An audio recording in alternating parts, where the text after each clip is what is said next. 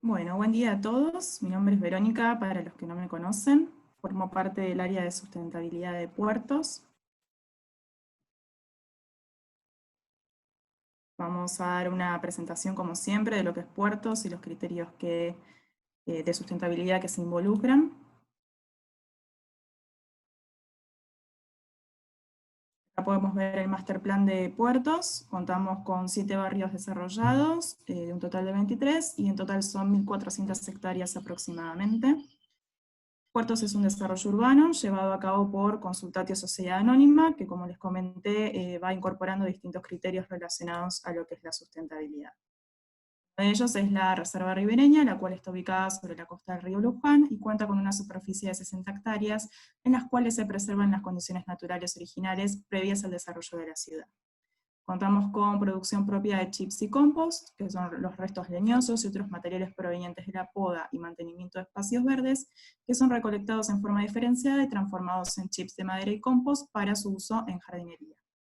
En cuanto a parquización, el diseño paisajístico da preponderancia a las especies autóctonas que, por estar adaptadas al entorno, tienen menor requerimiento de agua y mantenimiento. Respecto a lagos, los mismos están diseñados para poder acceder por vía acuática a cualquier punto de la ciudad. Respecto a movilidad,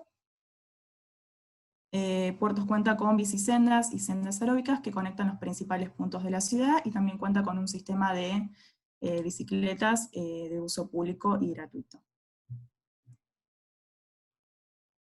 Respecto al abastecimiento de agua, las redes de agua potable y de riego son totalmente independientes, y esto permite contar con calidad de agua necesaria para cada tipo de uso.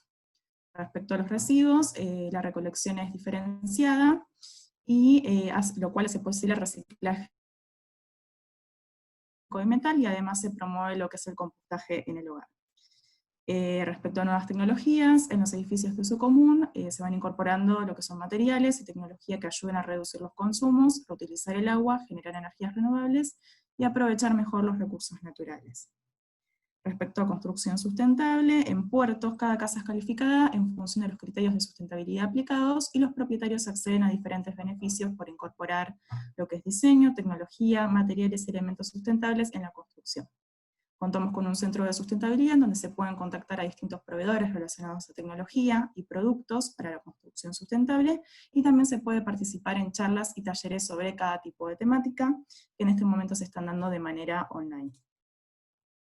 Nos pueden contactar a través de nuestras redes sociales, en Instagram y en Facebook, y nos pueden consultar a través de nuestro correo electrónico sustentabilidad@puertos.com.ar respecto a los criterios que les mencioné anteriormente, programa de calificación y lo que es el cronograma de talleres que vamos renovando mensualmente.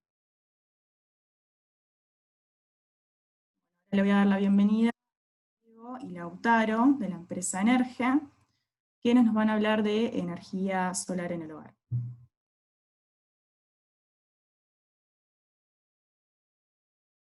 Chicos, no los escuchamos, ¿eh? Buen día a todos los participantes. Es la verdad un placer poder compartir este tiempo con ustedes, y gracias, Verónica, por la invitación. Si están de acuerdo, arrancamos. Perfecto. Muy bien. Muy bien, Diego, gracias.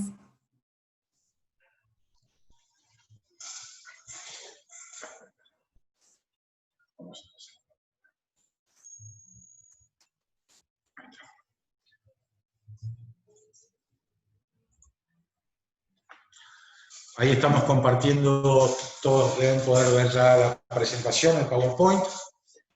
Bueno, vamos a empezar con el coloquio, con la charla de hoy.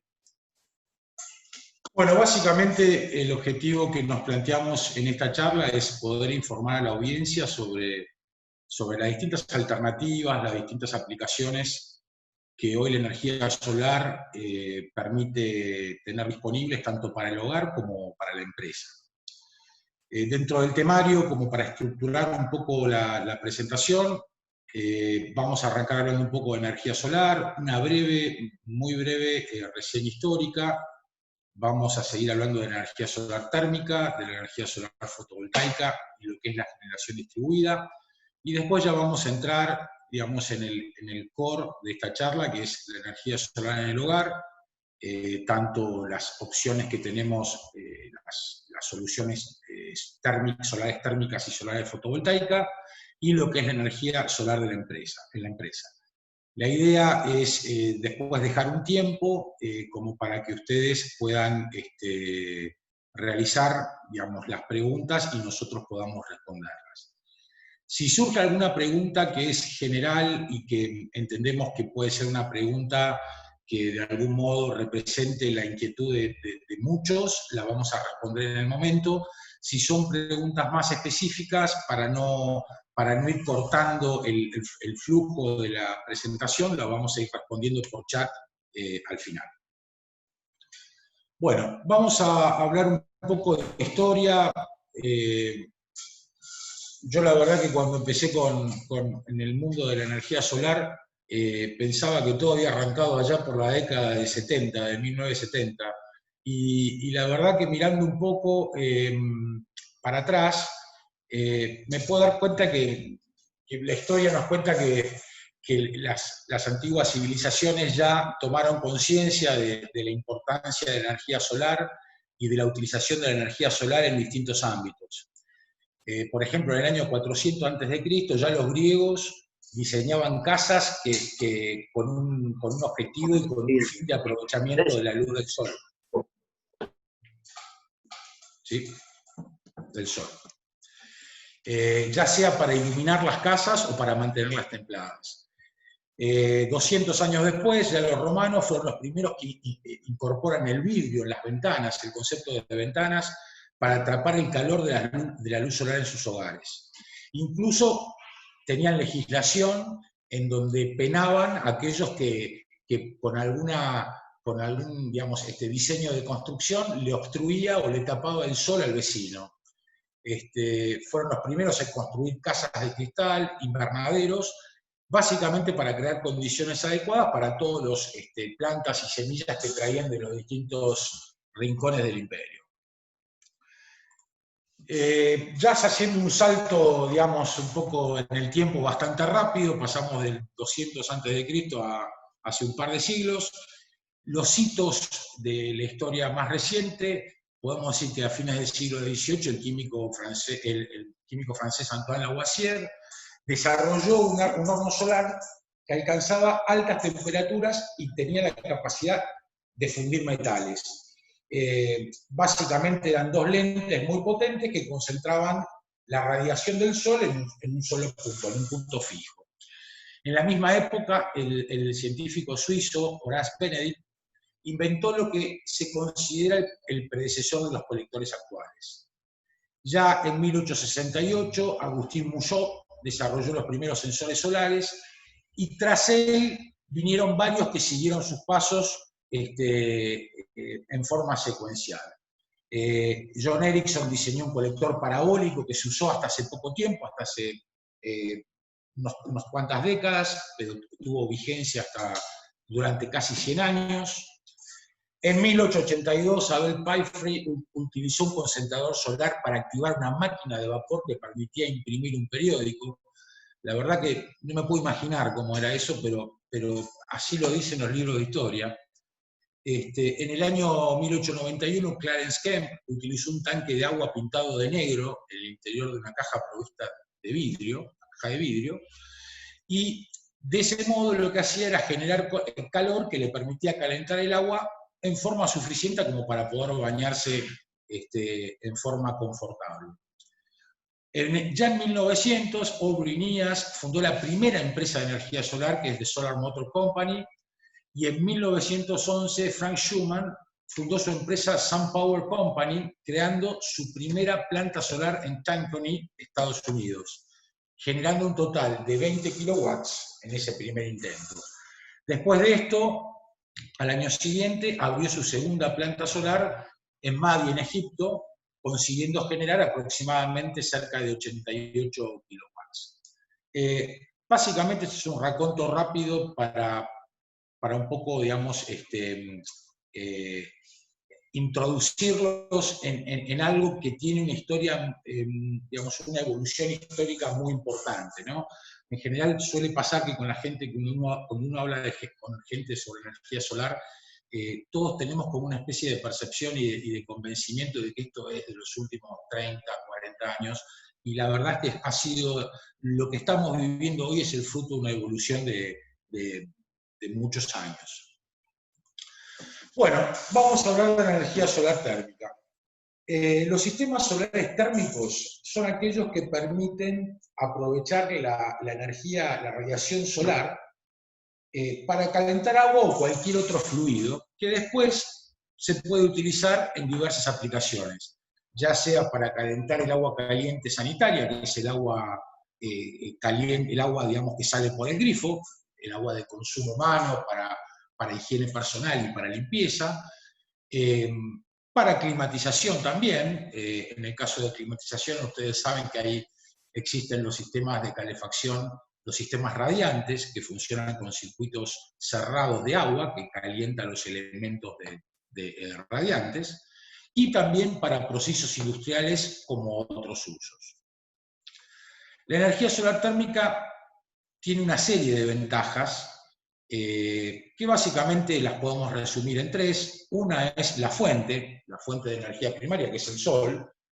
Yo cuando escribí esto en la presentación que dice que es siempre gratuita y abundante, después me di cuenta de que por ahí si hay algún español en la audiencia, se va a acordar de mí, porque en España en un momento el sol no fue gratuito, por lo menos le cobraron un impuesto. Pero por lo menos eso ya forma parte del pasado. Pero sí es gratuito en todo el mundo y a lo largo de la historia, y es un recurso abundante. La segunda ventaja que tiene la energía solar térmica es su rendimiento, el aprovechamiento energético, su rendimiento de conversión energética. Es decir, la radiación disponible que puede transformarse en energía útil es mayor al 50%, siendo este un factor de conversión de los más altos de todas las distintas fuentes de energía renovable.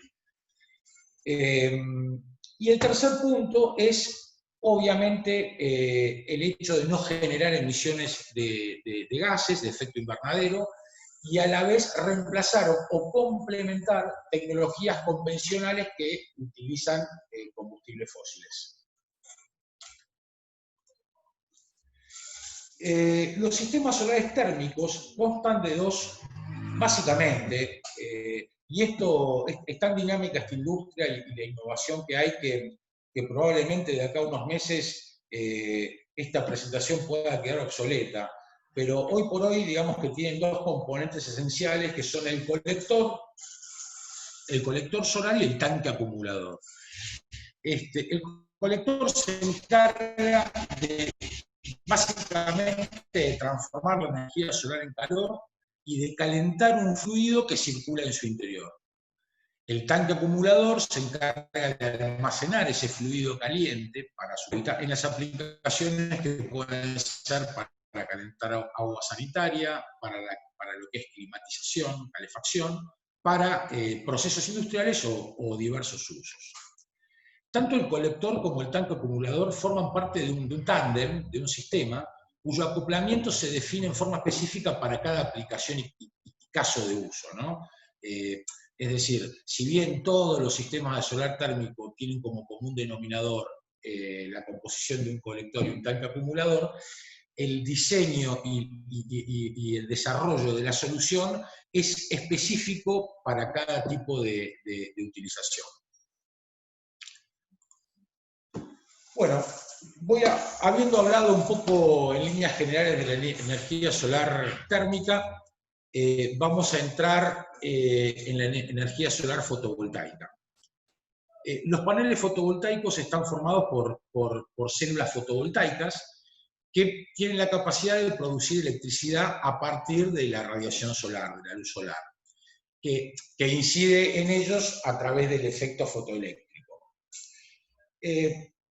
Acá yo incluí un poco en la presentación algún dato un poco más técnico, porque me pareció que por ahí había cierta audiencia que le podía interesar, pero básicamente se podría explicar como que los fotones provenientes de la radiación solar, impactan sobre la primera superficie del panel, son absorbidos por diversos materiales semiconductores, como puede ser en líneas generales el silicio. Los electrones que se alojan en la estructura del silicio son golpeados por los fotones y se liberan de los átomos a los cuales estaban destinados. El movimiento de estos electrones es lo que conocemos como corriente eléctrica, que es generada en forma continua y que de luego debemos transformar en alterna para poderla utilizar con las cargas eléctricas que tenemos en nuestro hogar o en nuestra empresa. Bueno, hablando de energía solar fotovoltaica, un tema que nos pareció interesante tocar es el de la generación distribuida, un poco también porque es un tema que tenemos, hemos identificado como un tema de interés en clientes nuestros, en gente de distintos ámbitos de la comunidad, digamos, es un tema que genera curiosidad, que genera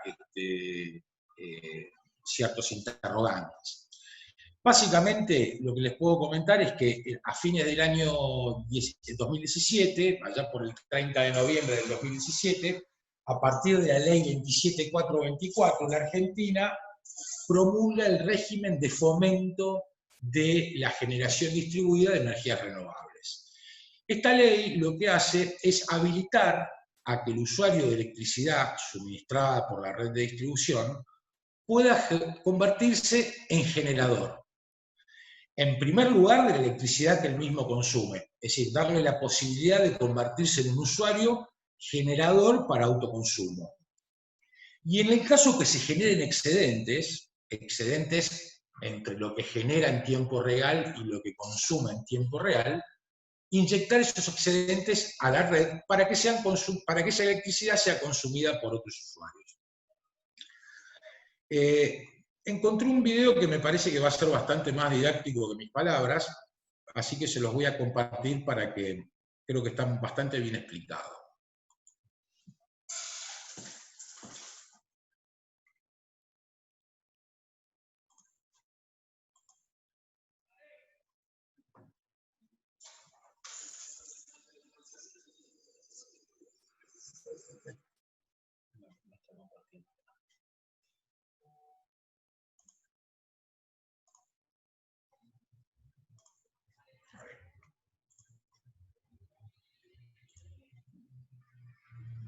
Volverlo a explicar.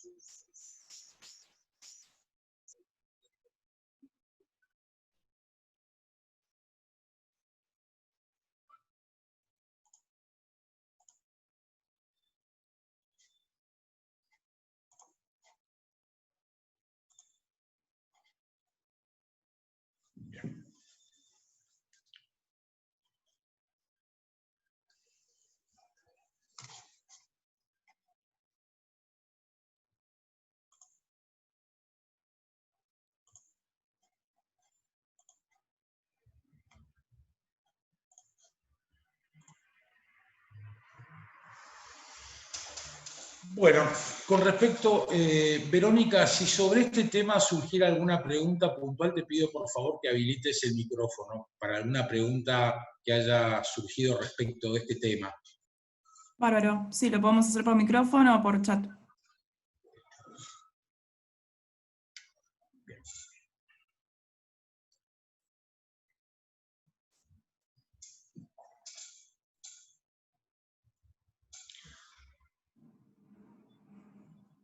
No hay Bueno, preguntas en el chat. bueno, perfecto, perfecto. Entonces continuamos.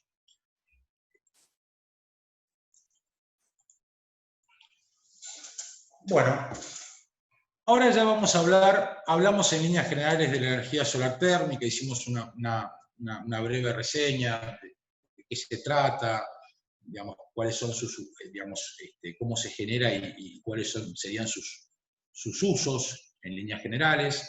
Lo mismo con la energía solar fotovoltaica. Ahora vamos a entrar específicamente en los sistemas solares térmicos y las soluciones para calentamiento de agua en el hogar. Los sistemas solares térmicos utilizados en hogares los podemos clasificar en función de varios criterios, pero hay dos criterios que son los que principalmente se utilizan a nuestro mejor saber y entender en el mercado. El primero es por la circulación del fluido. Y ahí nos encontramos con sistemas solares térmicos que pueden ser de circulación natural o de circulación forzada. Los de circulación natural, también llamados termosifóricos, físicamente hay un principio que es el principio de termosifón, que está explicado un poco más adelante, más abajo, hace que estos equipos no utilicen bombas o controladores para movilizar el fluido entre el colector. ¿Se acuerdan que cuando hablábamos de los sistemas solares térmicos tenían dos componentes, un colector y un tanque acumulador? La circulación de fluido entre ambos componentes no es movilizado a través de bombas o de controladores, sino que esta circulación de este fluido es por gravedad. Y ahí es donde empieza a funcionar este principio de termosifón. El fluido dentro del colector es calentado por el sol, el fluido se dilata, disminuyendo su densidad, y sube para ingresar al tanque acumulador, mientras que el fluido frío, de mayor densidad, baja del tanque al colector, creando una circulación continua. Una circulación continua. Esta circulación continua, creo que vale la pena destacar, se da mientras haya exposición al sol, ¿no? Solamente cuando hay exposición solar que permite calentar este fluido. Los sistemas que no son de circulación natural son los de circulación forzada, y estos sistemas sí utilizan una bomba y un controlador para hacer circular el fluido entre el colector y el tanque acumulador.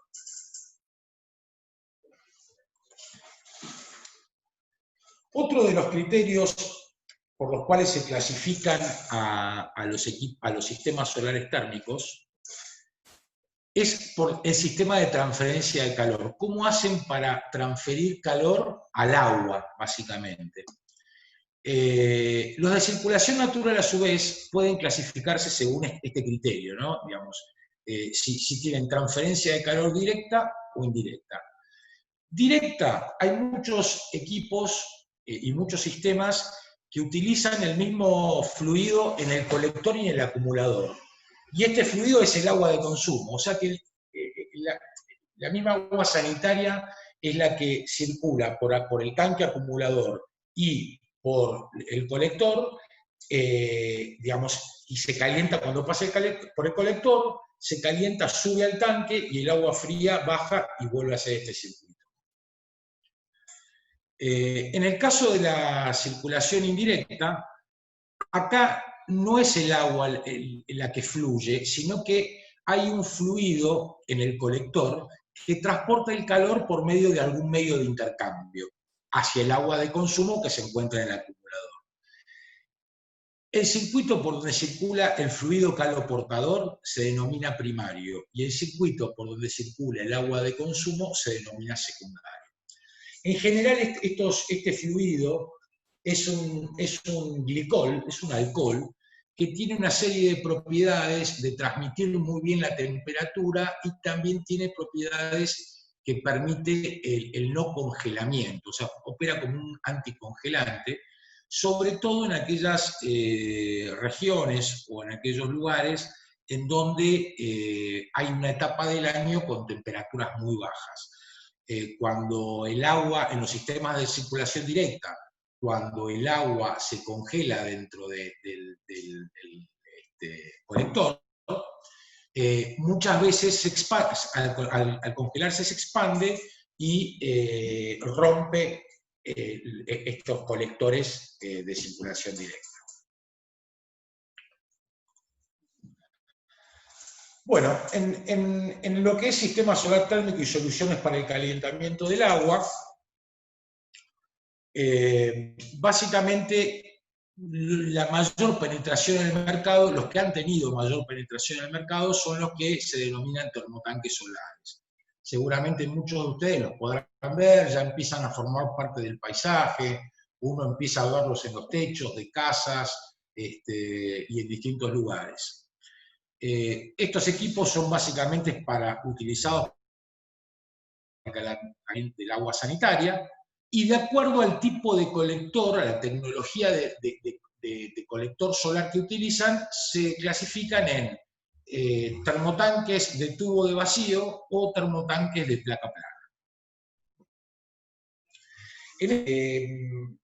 Digamos, nosotros creemos que la placa plana tiene una serie de ventajas respecto del tubo de vacío, básicamente porque estos son equipos que están pensados para vivir 30 años arriba de un techo a la intemperie, con lo cual, aparte de ser equipos que no deberían requerir mínimo mantenimiento o nulo mantenimiento, también tienen que tener la robustez y la solidez para poder soportar las inclemencias del tiempo, ¿no? El granizo, los vientos.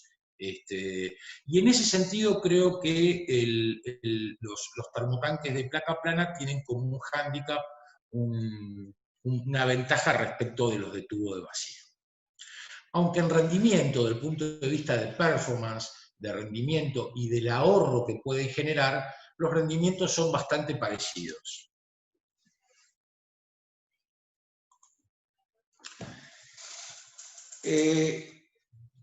Básicamente en el hogar, con la energía solar básicamente se pueden calentar todas las aguas que típicamente pueden haber en un hogar. Y hablamos de 3 aguas en general. El agua caliente sanitaria, que ya se las mencioné, y la solución tecnológica es el termotanque solar para poder calentar el agua sanitaria. El agua de los sistemas de calefacción radiante, que son circuitos cerrados. Y en último lugar está el agua de las piscinas, que en muchas casas existe y digamos, la energía solar térmica nos permite climatizar, digamos, calentar el agua de la piscina de forma sustentable y realmente muy económica. Básicamente yo acá, lo que un poco las imágenes que tienen en la presentación, pueden ver fotos de una vivienda con toda una manta de colectores de plástico, digamos, que son los colectores que sirven para todo el tema de climatización de pileta. En el centro pueden ver cómo funciona el sistema. El sistema básicamente lo que hace en una pileta que ya tiene un sistema de circulación de bomba para llenado, para vaciado y para filtrado del agua, el sistema de climatización de piscina se instala como un bypass dentro de ese circuito, y lo que hace es que cuando el sistema hace circular el agua y la hace pasar por el filtro, pasa por estos colectores, toma la temperatura y vuelve a la piscina. Cuando estamos hablando de este tipo de colectores, y acá podemos, Lautaro, vamos a mostrarle. Esto es un colector, es un módulo, ¿sí? Un módulo de un colector para lo que es climatización del agua de piscina. Son livianos, se encastran, todo esto se va encastrando, y básicamente hay que conformar una manta térmica que sea similar al espejo de agua que intentamos climatizar. Este tipo de tecnología se utiliza para sistemas de climatización de piscina denominados estivales. Y son estivales porque permiten extender la temporada de uso de la piscina desde principios de octubre hasta fines de abril. Y en las puntas de temporada se logra una temperatura del agua muy agradable, donde ya no hay shock térmico al ingresar a la piscina.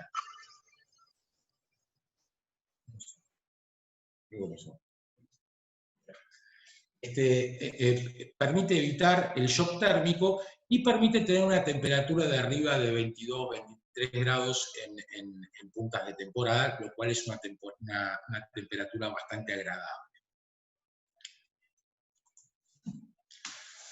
Bueno, ahora vamos a hablar de la energía solar en el hogar, pero de los sistemas fotovoltaicos. Decíamos que estos sistemas fotovoltaicos son los que permiten, a partir de la energía solar, generar electricidad. Y en este sentido, en el mercado y en todo el mundo, hay como una gran segmentación en dos tipos de tecnologías, en dos tipos de sistemas, de soluciones.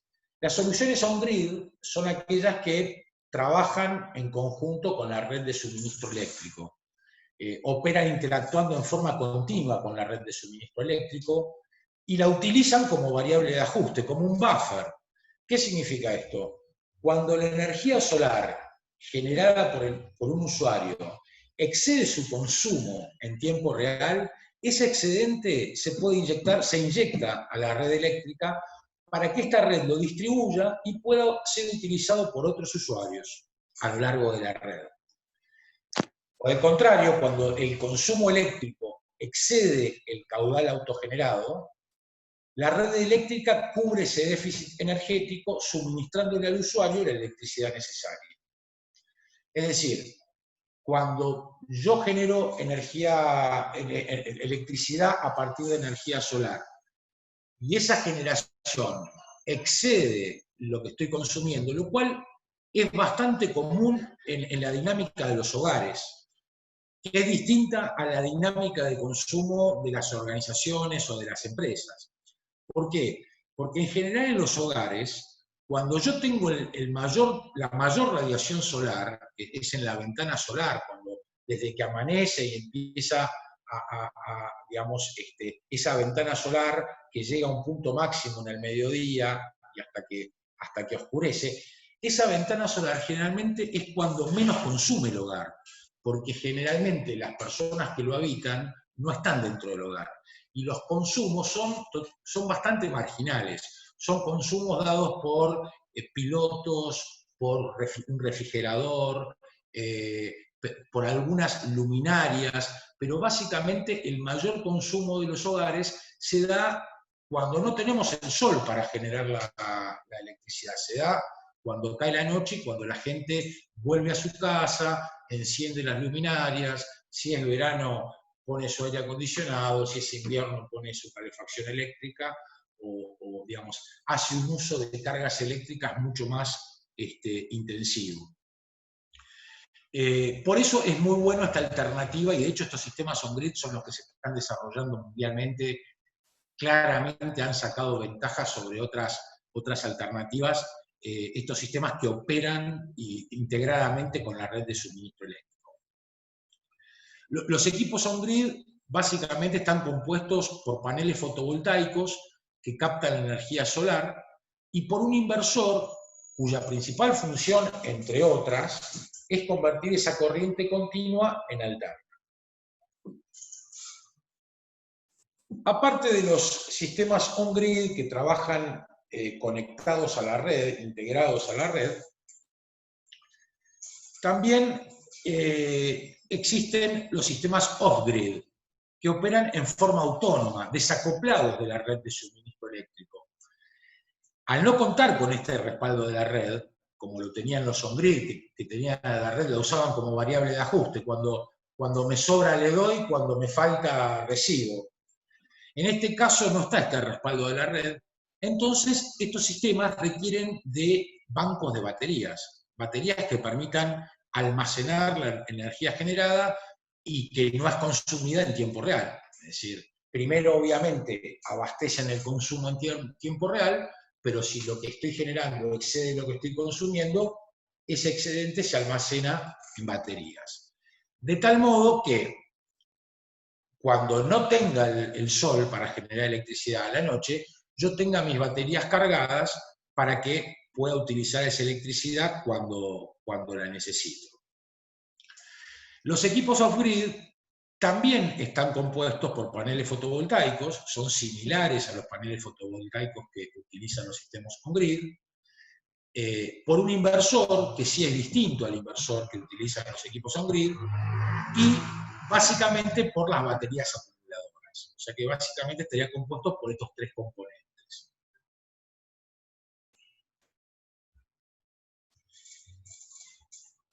Vamos a pasar a hablar un poco de la energía solar en la empresa, para estar más o menos en los tiempos.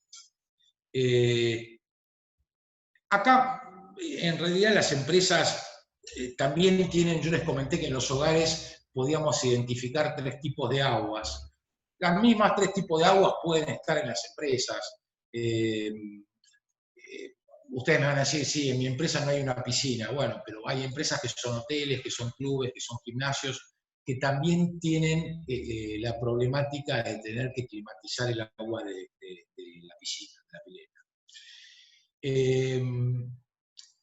Básicamente, las mismas aplicaciones y las mismas soluciones que hay para los hogares están disponibles para las empresas, pero obviamente en otra escala. Es otra la escala de consumo de energía solar térmico, y también otra la escala del consumo eléctrico.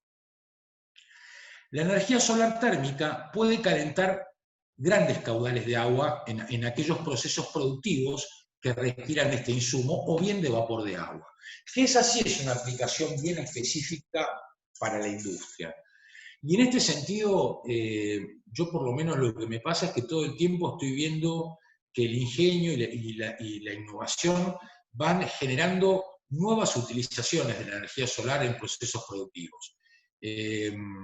Por ejemplo, en el caso de procesos productivos que requieren calentar grandes caudales de agua, como puede ser el lavado de envases retornables en la industria de bebidas. Ese lavado de agua ese lavado de botellas, perdón, se hace con el agua a una determinada temperatura, y al ser tan grande el caudal de agua que hay que calentar y que hay que llegar a un determinado target o objetivo de temperatura para poder cumplir con los protocolos y con los procesos de higiene, consumen, cuando esa agua es calentada con sistemas convencionales, como calderas a gas o calderas eléctricas, son consumos económicamente gigantescos, y acá la energía solar puede hacer un gran favor, ya sea llevando el agua a la temperatura target, o bien acompañando al sistema convencional, reduciendo el delta T, que es ese delta de temperatura.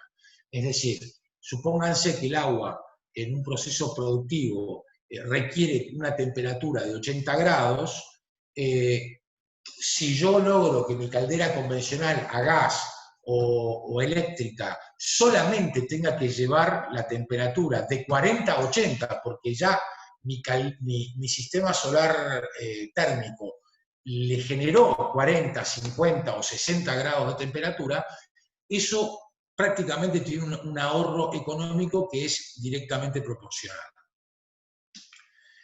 Otro ejemplo es en la limpieza de los equipos de ordeñe en la industria láctea, que también requiere agua caliente a cierta temperatura y grandes caudales de agua caliente, con lo cual, cuando uno junta alta temperatura con un volumen de agua considerable, esa ecuación termina en un costo económico importante.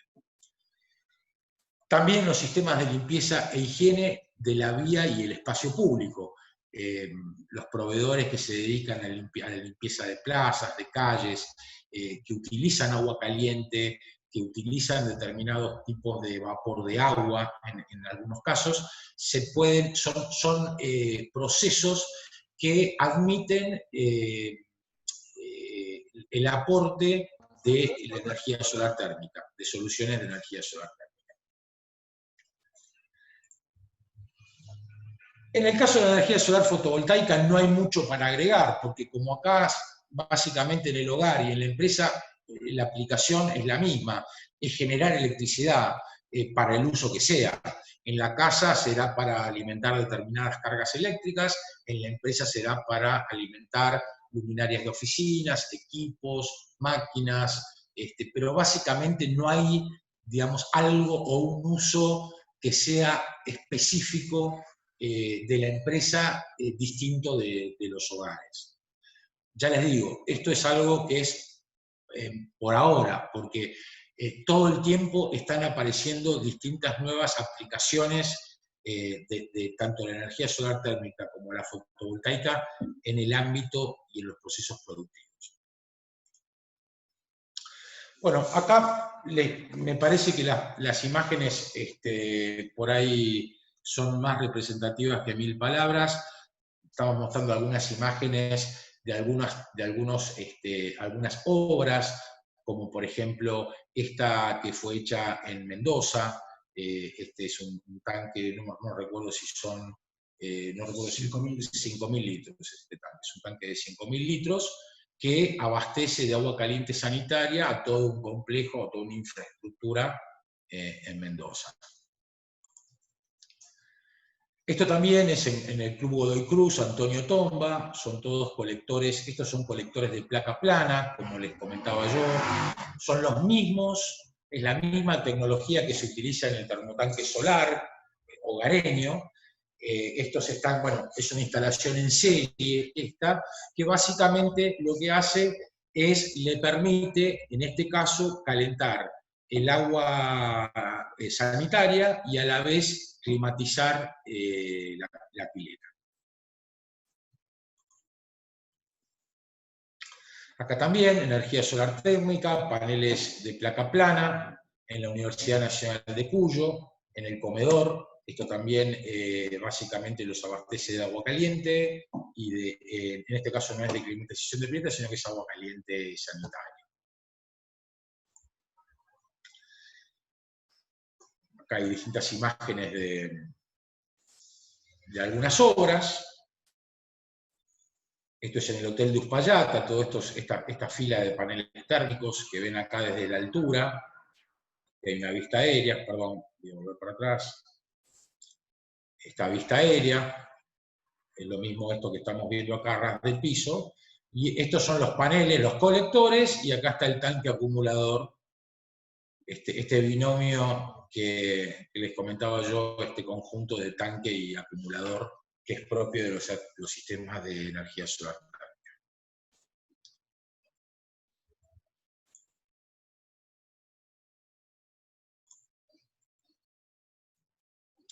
Bueno, acá hay, por ejemplo, una aplicación que es bastante novedosa, bastante nueva, que es la de calentar el aire. También se hace calentando agua, pero permite calentar un espacio en un proceso productivo de la industria de la alimentación, que es la deshidratación.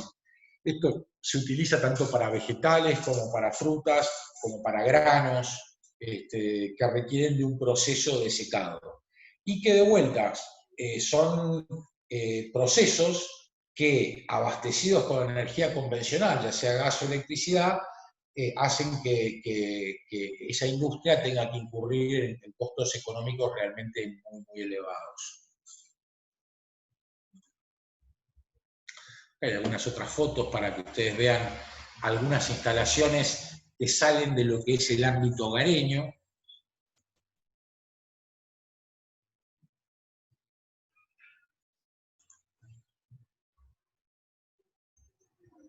Ahí está uno de nuestros tanques, de termotanques solares. Estos son uno de los que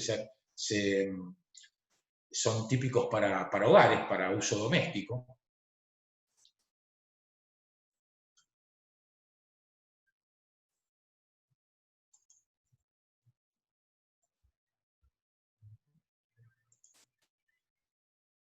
Estos ya son paneles fotovoltaicos, generación de electricidad.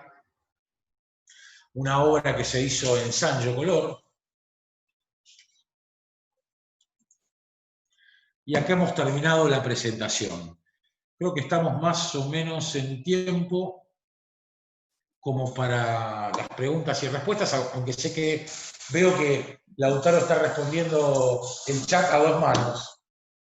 Así que si querés liberar en este momento los micrófonos, estamos dispuestos. O preguntas por el chat. Yo, si no surgen algunas preguntas, vas contestando las del chat. Voy contestando las del chat que me parecieron para compartirles a todos. ¿Alguna pregunta específica? Si no, mientras van realizando las preguntas, voy respondiendo algunas preguntas que hicieron que son para todos. Acá sí. Sí, yo lo que les quería preguntar era, bueno, yo hace tiempo estuve bastante involucrado tratando de averiguar e investigar sobre el tema de la energía fotovoltaica a nivel de campos.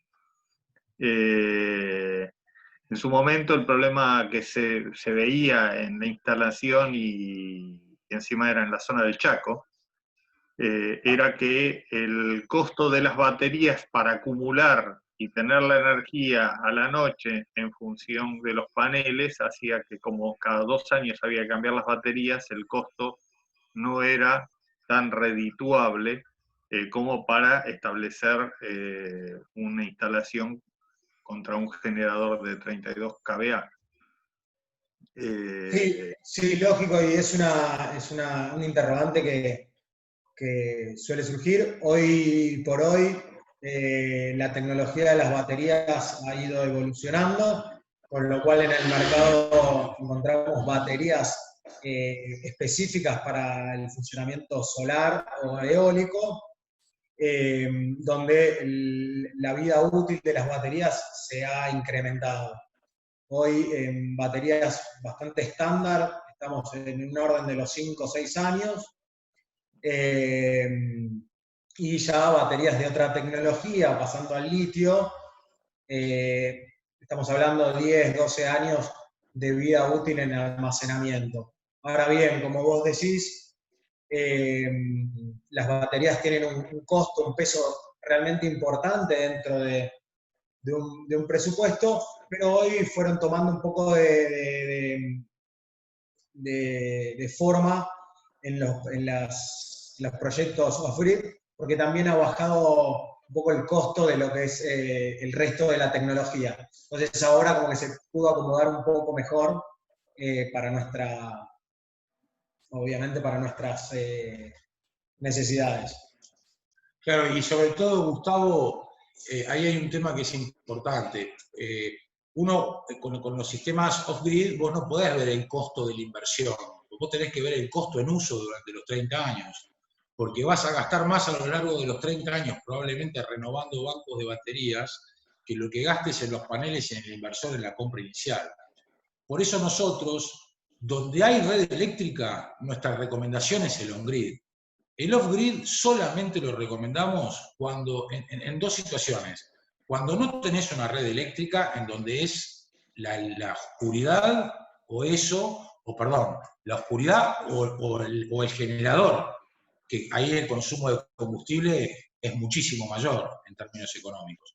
Entonces, recomendamos off-grid cuando no hay posibilidad de acceso a la red de suministro eléctrico público, o si es una zona que tiene reiterados cortes de luz, que son reiterados y que la duración del corte es importante. Y sobre todo si el uso que le tenés que dar es prioritario. Suponete que vos me dijeras que estás en un lugar donde no tenés acceso a red eléctrica y estamos hablando de una sala de primeros auxilios. Entonces, en ese caso, yo te diría, bueno, mirá, sí, es off-grid. Pero claramente, cuando hay red eléctrica, la solución óptima es on-grid. Sí, nosotros en su momento no teníamos, porque eso era en el medio del campo, Claro. y evidentemente lo tratábamos de comparar contra el costo del combustible, y en ese momento el problema era de que el costo de combustible nos salía económicamente menos, aun cuando se tiraba, porque vamos a decir, lo usás y se acabó, que de repente si cada 2 años teníamos que comprar las baterías que en ese momento representaban el 60% de la inversión. Sí. Hoy, ya te digo, más ajustado, estamos hablando de un 30-35% en el peso del presupuesto. No solo que ahora el análisis se triplica, cuadruplica la vida útil de las baterías, sino que aparte la evolución también de los inversores te permite que vos tengas un generador a combustible que pueda también utilizarse de apoyo al sistema fotovoltaico. ¿Sí? Entonces vos podés tener varias fuentes de energía donde el que va a hacer la gestión es el inversor. Claro, la idea siempre fue, y bueno, en estos momentos yo ahora estoy acá en Argentina y en Vicente López estoy tratando de reconvertir mi casa en una casa autosustentable. La casa es una casa que tiene las posibilidades porque tiene una pileta que se usa solamente 4 meses al año, con un gran caudal de agua. Por el otro lado tiene una superficie de terraza importante como para poder utilizar el sol, y estoy a 8 o 10 cuadras de la costa. Cuando supuestamente, según dicen los informes, porque yo no pude hacer todavía investigaciones de tiempo de los vientos, el viento tipo es 24 kilómetros por hora a nivel promedio. La idea era justamente hacer un mix de lo que era la energía eólica con la energía solar, y la idea también era el tema del calefaccionamiento, porque bueno, la casa en su momento tenía piso radiante, se dañó por tiempos, y la idea era utilizar los sistemas que se tenían de refrigeración antiguos, que eran de fan coils, para utilizarlos como radiadores. Entonces la idea era buscar la forma de, por un lado con el sol, darle la energía a los motores de los fan coils, y por el otro lado darle el agua caliente al sistema, porque tiene radiadores los fan coils. Perfecto. Bueno, ahí con tu proyecto, después ahora ahí tenés el contacto de Diego, nos mandás un mail y lo podemos empezar a estudiar. Nos encantaría ayudarte. Tranquilamente. Así que bueno, Gustavo, gracias por compartir. Seguimos con algunas preguntas acá Bueno, gracias a ustedes. No, gracias, Gustavo, muchas gracias. Ahí respondiendo a algunas preguntas del chat así generales, preguntaron en el sistema fotovoltaico on-grid, ¿qué pasa con los cortes de luz? Bueno, el sistema fotovoltaico on-grid, como lo dice la palabra, no utiliza almacenamiento, por lo cual no hay baterías, con lo cual, ante cortes de luz, el sistema no podría generar energía eléctrica. Eso es uno de los puntos. Después hay soluciones híbridas que tengan la funcionalidad on-grid y off-grid ante cortes de luz, donde se dimensiona según las cargas críticas que querramos mantener. ¿Sí? Pero eso es un estudio que se evalúa en particular con cada casa, con cada situación. Después otra de las preguntas que surge frente al on-grid es un poco la vida útil de la mayoría de los elementos de los sistemas fotovoltaicos, sacando la batería, estamos hablando de 25, 30 años de vida útil. Incluso los paneles tienen una garantía de potencia lineal en 25 años. Y otra de las preguntas que surgieron es, ¿qué pasa con las agresiones del ambiente? ¿No? Es una de las preguntas más comunes, más normales. ¿Qué pasa con el granizo? Si bien todos los paneles vienen con un estudio de impacto de granizo y ofrecen una garantía respecto a esos impactos, Les queremos contar más que nada nuestra experiencia, y nuestra experiencia tenemos base sólida en Mendoza, en la región de Cuyo, y como todos sabrán, las agresiones del ambiente en esa región es bastante bruta, bastante violenta, así que no tenemos demasiados casos de rupturas de paneles. De todas formas, nosotros tenemos partnership oficial con estas marcas, y las marcas responden directamente, así que en ese sentido les quiero transmitir tranquilidad, no habría problema. En el caso de los termotanques con agresiones del ambiente, los termotanques vienen con una cobertura de policarbonato alveolar de 5 milímetros. El policarbonato, todos los que lo conocen saben la flexibilidad del policarbonato, y es un material que puede ser fácil de conseguir ante una rotura, ¿no? De todas formas, también tiene una garantía con respecto al impacto. Otro tipo de cobertor que que pueden ver para las placas planas es vidrio templado, ¿sí? Son las dos opciones. Ahora, ahí claro, agrego algo.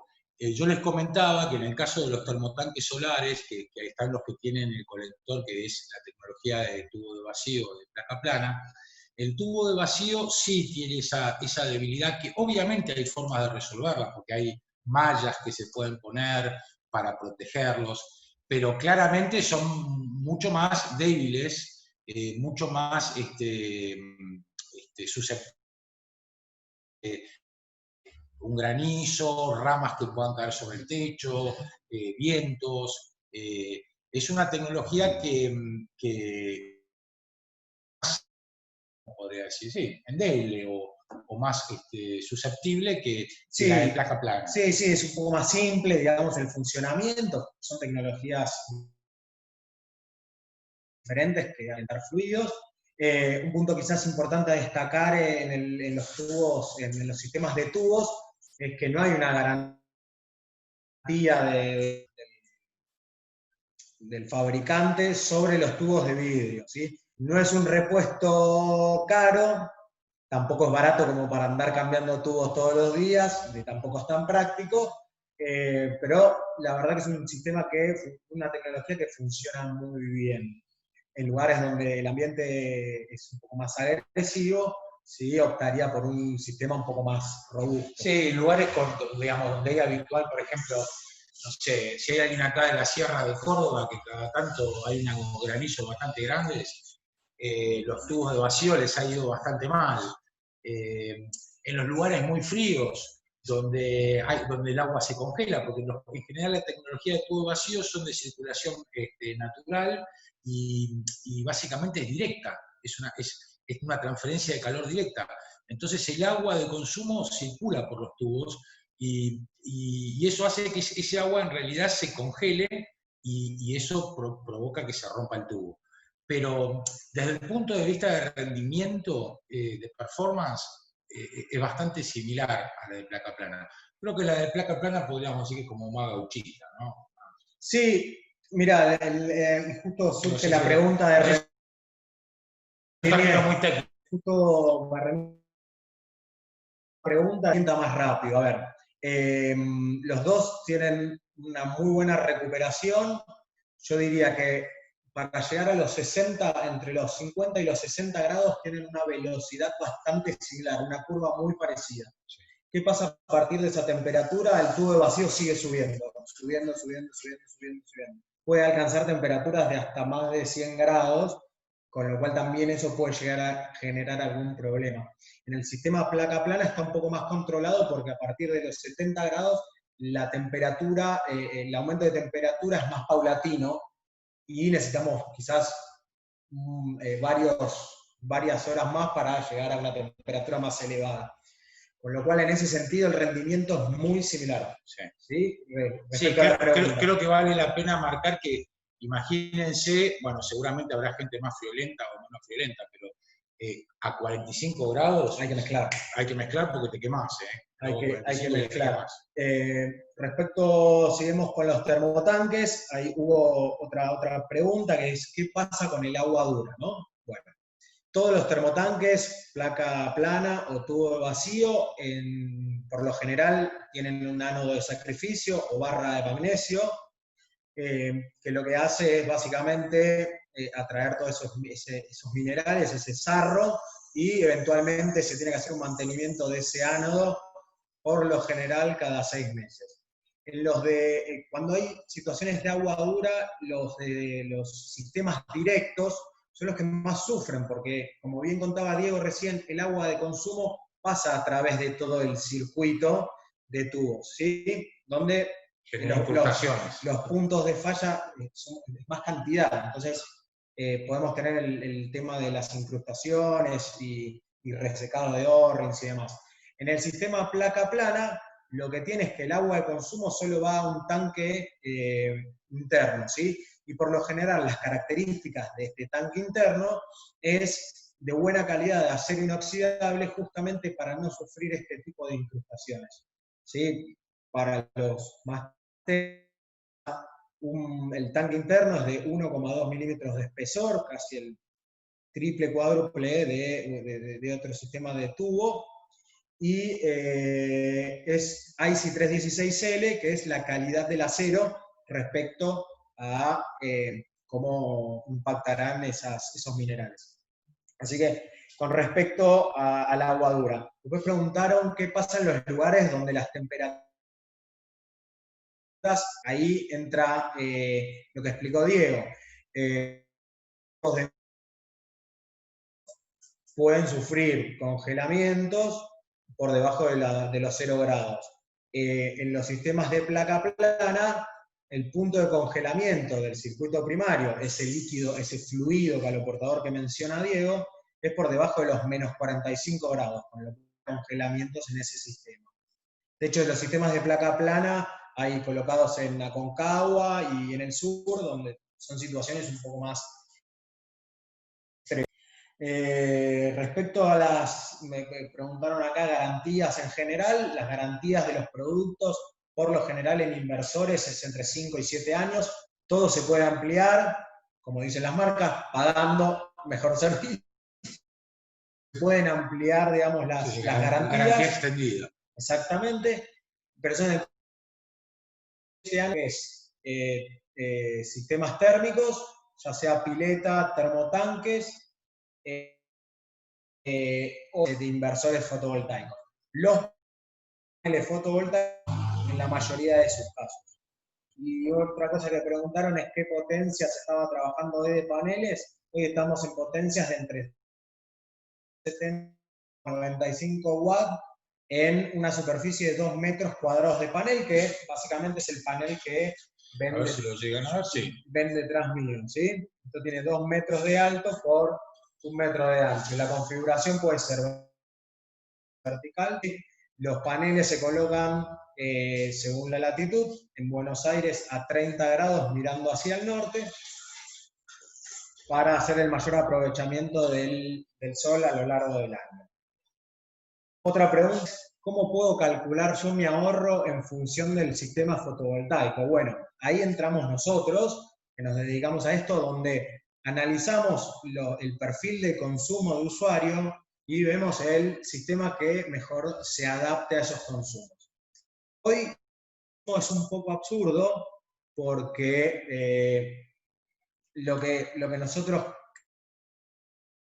queremos lograr de ahorro, y no es negocio, digamos, en el residencial pensar en vender energía, sino en ahorrar la mayor cantidad de energía.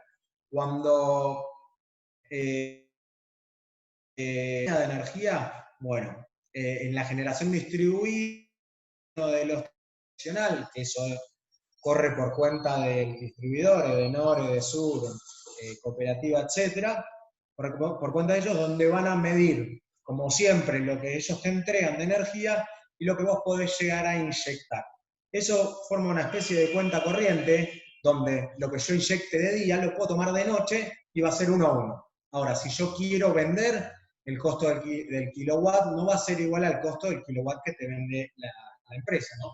Va a ser al valor que la empresa lo compraría al mayorista. Sí, por eso digo que no es negocio, pero sí es redituable para uno, ¿no? Dentro del análisis y del payback de los equipos se hace ese estudio. Entonces, para saber qué puedo ahorrar, bueno, en función del consumo, nosotros te ofrecemos un equipo y ahí vas a saber la inversión que tenés que realizar para X cantidad de ahorro. Pero cada caso en ese sentido es particular.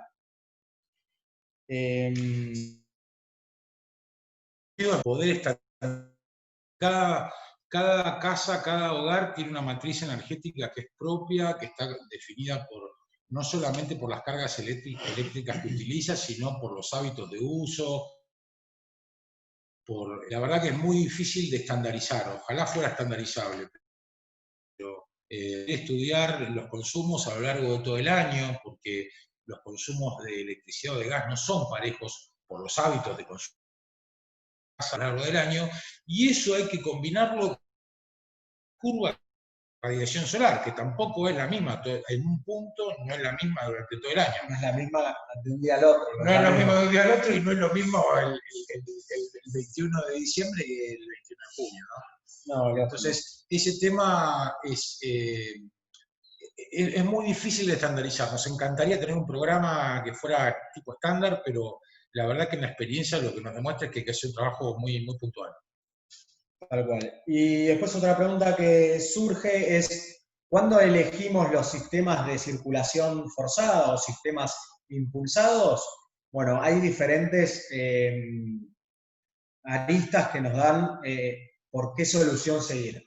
Una es el volumen, o sea, la demanda de agua necesaria para esa solución, ¿sí? Entonces, ya cuando vamos a una construcción de un proyecto que utilice más de 1.500 litros de agua caliente, pasamos ya a sistemas forzados, ¿sí? Por un tema de rendimiento, donde se cumple básicamente el mismo principio de un circuito primario, calentando por intercambio el agua de consumo en esos tanques. Otra de las aristas que puede surgir es que el techo de la industria o del club o lo que sea no soporte el peso de los termotanques, entonces se hagan tándem y van los paneles arriba y el boiler de acumulación puede ir en una sala de máquinas a 50 metros. O sea, nos da flexibilizar, nos permite flexibilizar los proyectos, el tema de los sistemas de circulación impulsada.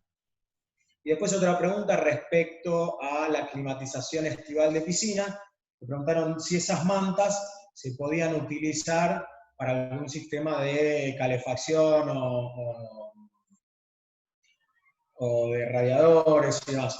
Los sistemas de mantas son específicamente para climatización de piscinas y es específicamente estival.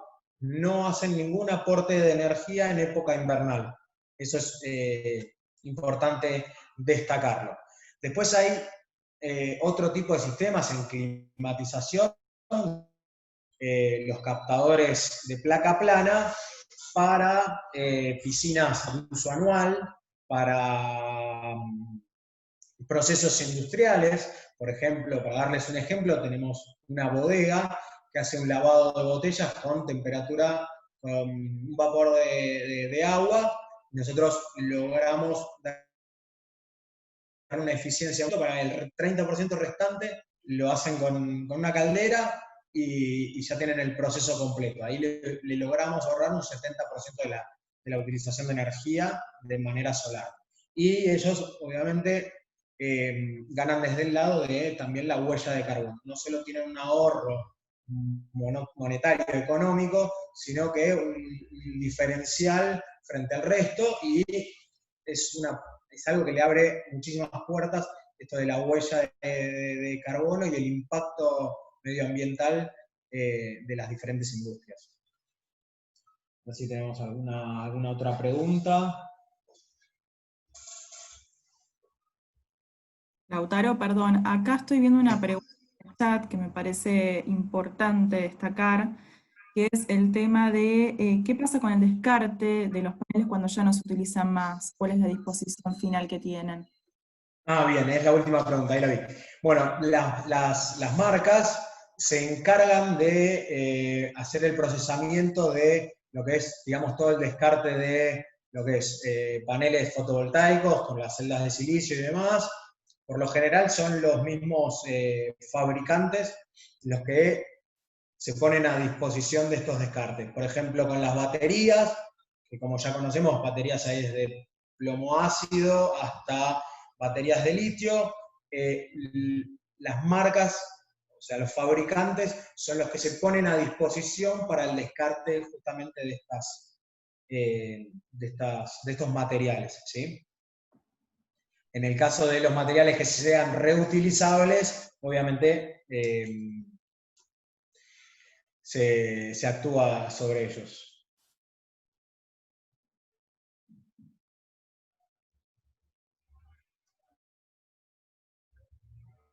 Si tienen alguna otra pregunta, si no pasamos a mostrarle quizás un poco de qué se tratan los equipos fotovoltaicos para que dimensionen un poco de qué se trata, tamaños, formas y demás. ¿Sí? Bueno, voy a dejar de compartir la pantalla para que se vea mejor, ¿sí? Sí. Yo llevo la pantalla y uso algunas perlas.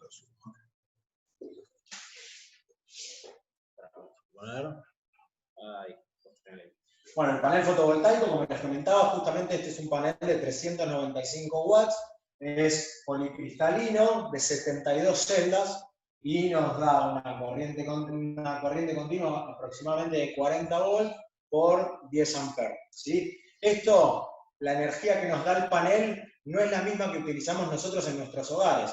Nosotros utilizamos corriente, lo que se llama corriente alterna.